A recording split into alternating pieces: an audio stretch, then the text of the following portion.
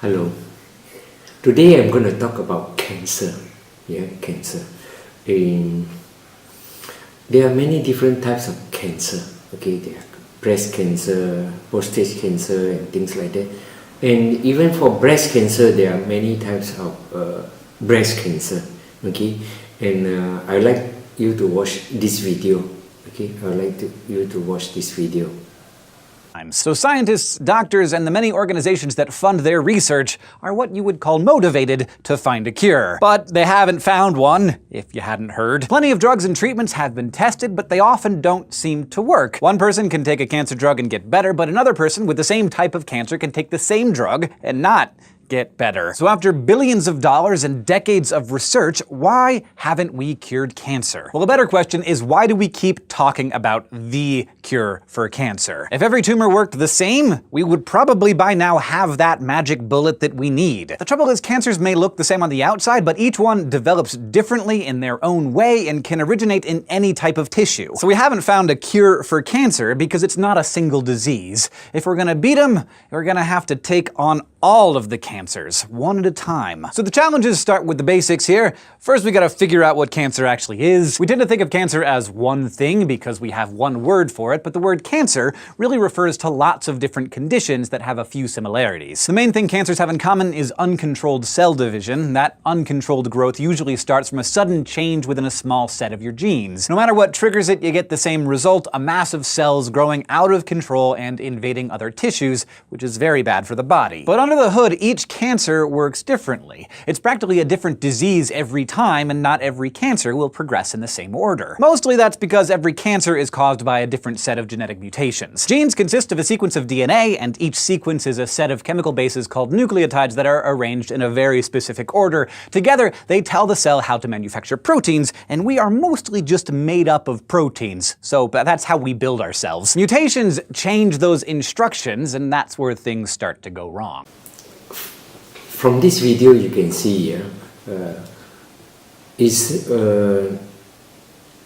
different people have different types of cancer, okay, and you can notice that it is not a disease, okay, it is not a disease, it is just a manufacturing defect.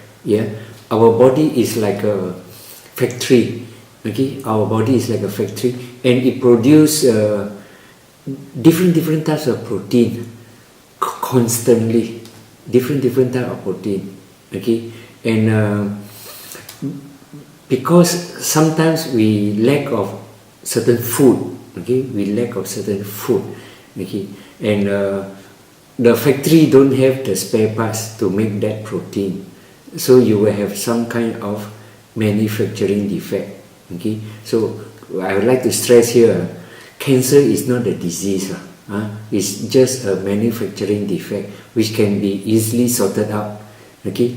But before I go on and explain, I want you to watch the next video, okay, to see how protein in our body is made, okay. I will just show you a section of it, okay.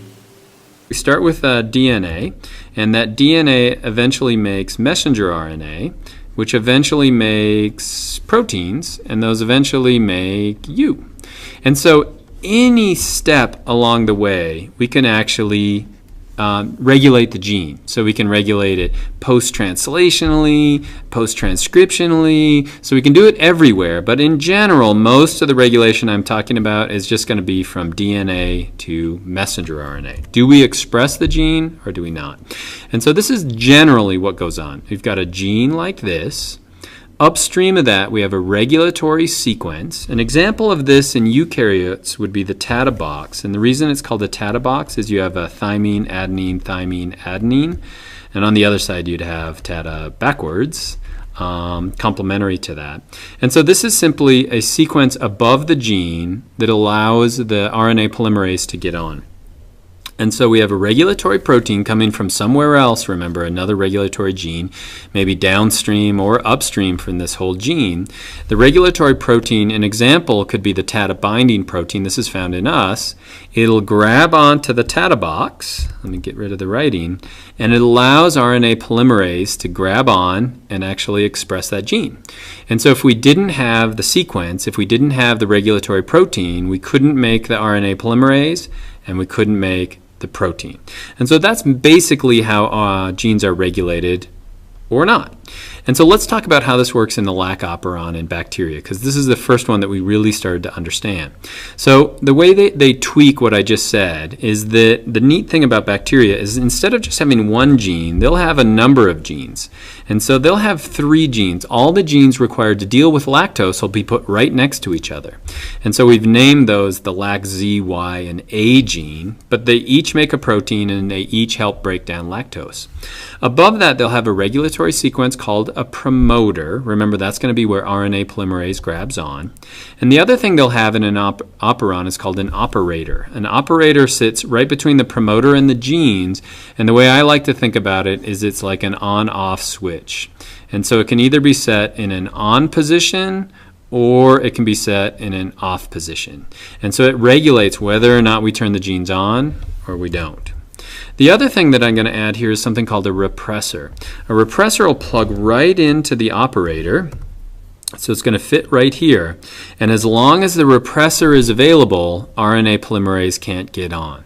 And so this would be, when the pressor is here, the operator is now in the off position. In other words, we can't make these genes. This repressor I'm going to show you is showing what's called positive control. And what do we mean by positive control? What I said was when lactose shows up, we want to make all the proteins to break down and deal with lactose. And right now, there's no lactose present, and so it's off. But let's say lactose shows up. In other words, I drink a glass of milk. Now there's lactose. So the lactose shows up. The lactose, you'll notice, is going to fit perfectly into that repressor. And when it fits in the repressor, it changes the conformation or the shape of that protein. In other words, now the repressor doesn't fit in the operator anymore. In other words, it lacks these little prongs, we'll say, that fit in the operator. Okay, so lactose is present, repressor is now off. Well, who can grab on? RNA polymerase now fits. RNA polymerase can fit. There's no repressor. RNA polymerase is going to run down. It's going to make each of the messenger RNAs for each of those lac genes. Each of those are going to make a protein, and each of those are going to break down the lactose. And so we can deal with the lactose and we can metabolize that lactose. So now the lactose is gone, what's happening to our repressor? It's going back to that original shape. And so it's a cool way we can have positive control. If lactose shows up, then we make all the proteins that can actually deal with that lactose. Shows up again, we're going to get rid of that repressor, and we continue. And so that would be positive control. What's an example of negative control? Well, a negative control we learned about from the trip operon. Trip operon, instead of having just 3, it actually has 5 different genes, but they're put right next to each other in the same way. The way it works is it's actually off when tryptophan or whenever that chemical is present. And so tryptophan, remember, is an amino acid. We need it to make proteins. And so bacteria, as long as tryptophan is present, they don't want to have to make tryptophan on their own. And so the way it works here is that the actual tryptophan fits in the repressor. It gives it a shape that actually blocks the RNA polymerase, or the making of those proteins. But let's say, for example, that your diet doesn't have tryptophan, so you're not getting tryptophan in your diet. What does the bacteria do? Well, now the repressor is going to change shape. It's going to change shape. That allows RNA polymerase on. RNA polymerase is going to quickly make those 5 proteins, and then those 5 proteins are going to make more tryptophan. So the tryptophan fits again, and it's going to turn off. And so what that gives us is really cool control as far as a bacteria goes on if we have positive control in the case of lactose whenever it shows up, then we want to break it down, or tryptophan control, negative control, when it's there, then we want to turn it off. So simple, neat engineering solution to a real world problem.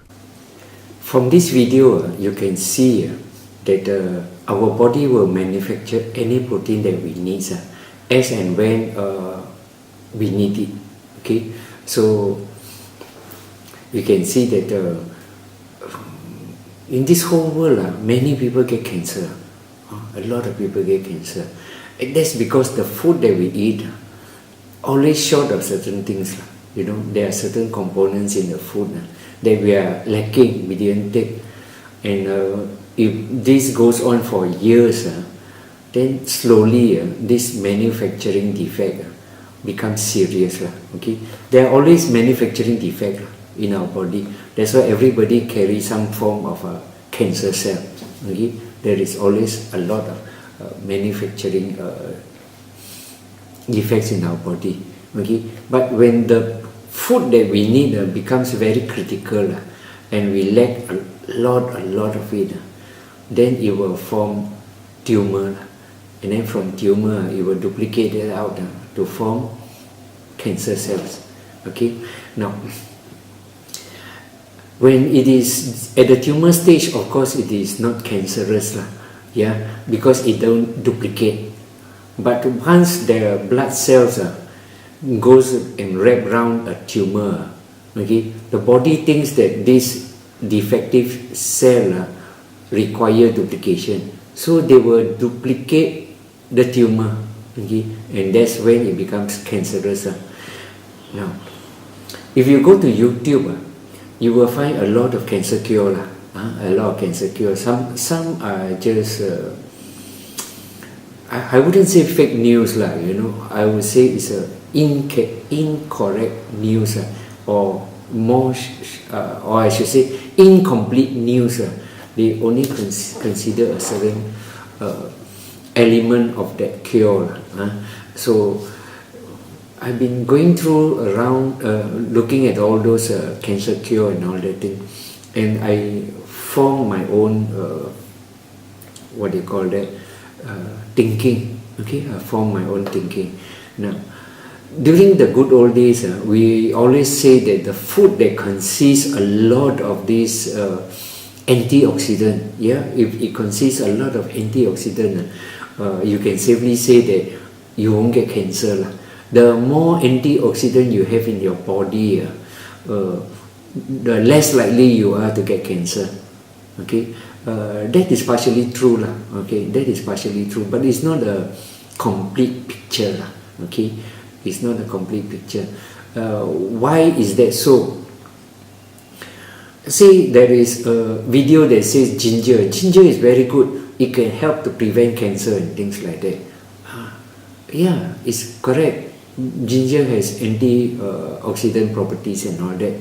And why is it incomplete? Incomplete in the sense that the ginger that you buy from the market, you don't know how much antioxidant is there. You only know that it is a ginger, and then you assume that all ginger has the same antioxidant. Yeah, you assume. And then there is also the extraction method. Okay, let's say grape juice. Grape is very good. It has a very high antioxidant property, especially black grape. Yeah, but you also have to worry about the extraction. How much antioxidant it has from the day they pluck it from the tree, and then have it packed and send it to you. By the time it reaches a supermarket and by the time you buy it, how much antioxidants are there in that grape? You don't know. You don't know. Yeah.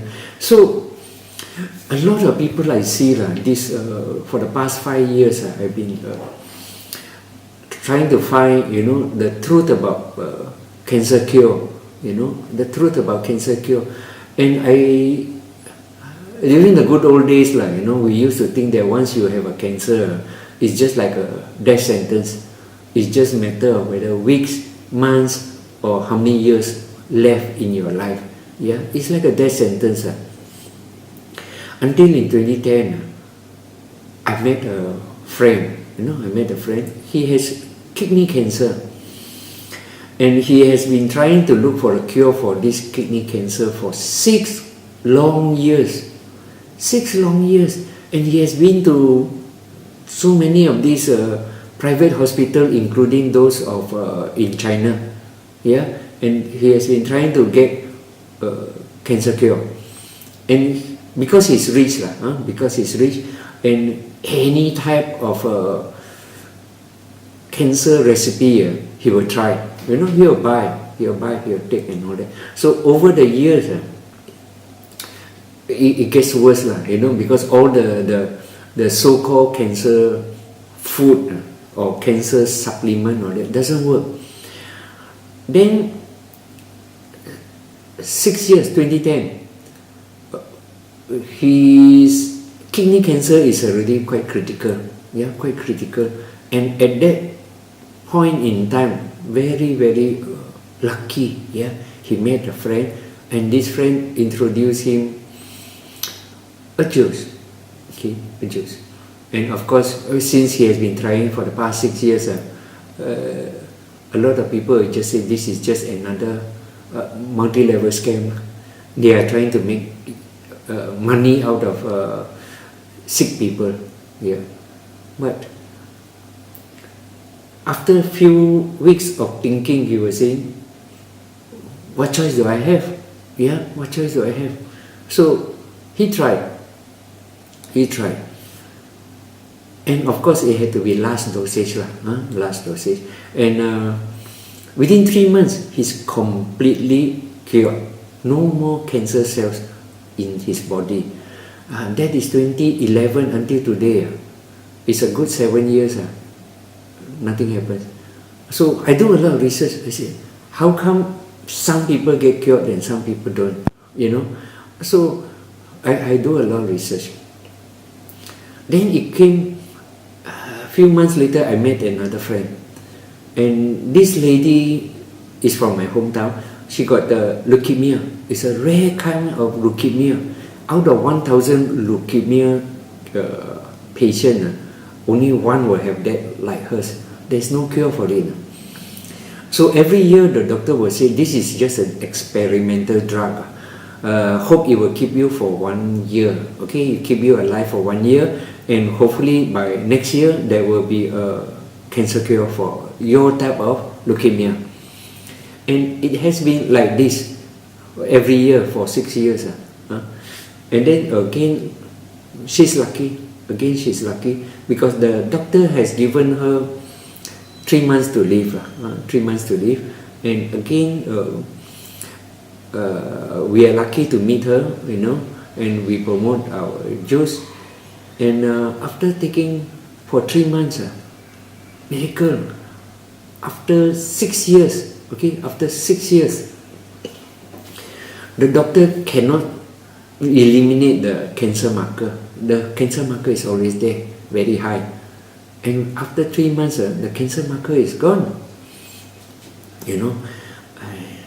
So that sets me thinking also, that this one, maybe there is a cure for cancer. And that's why I go in, digging, and I notice that actually cancer is just a deficiency of nutrients. Deficiency of nutrients. If you don't have a certain nutrients, then you are most likely to get cancer. So of course that company is not there anymore, so I won't be able to get that juice.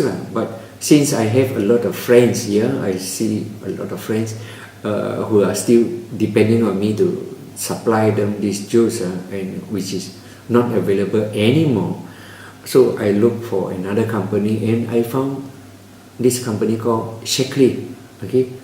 Called this Shaklee. And I look at the juice, it's quite similar to the one I promote.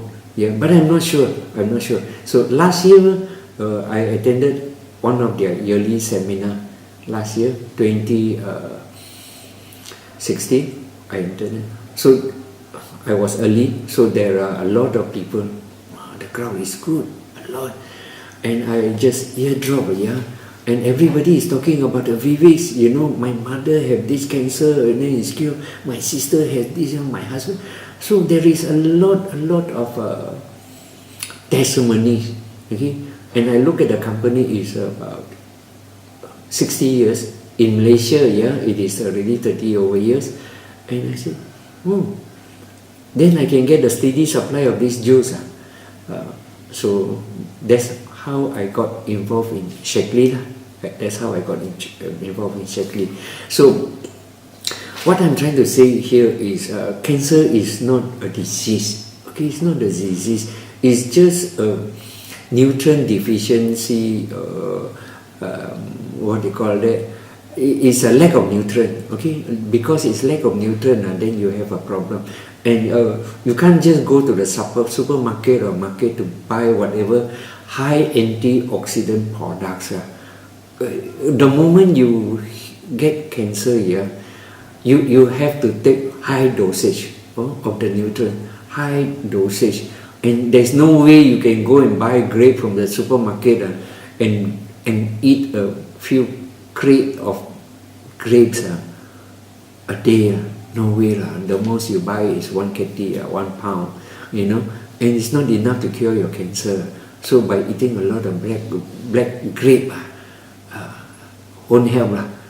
Some people say acai is good, cure cancer. So they go supermarket and buy a lot of acai. It's not cheap. It's not cheap.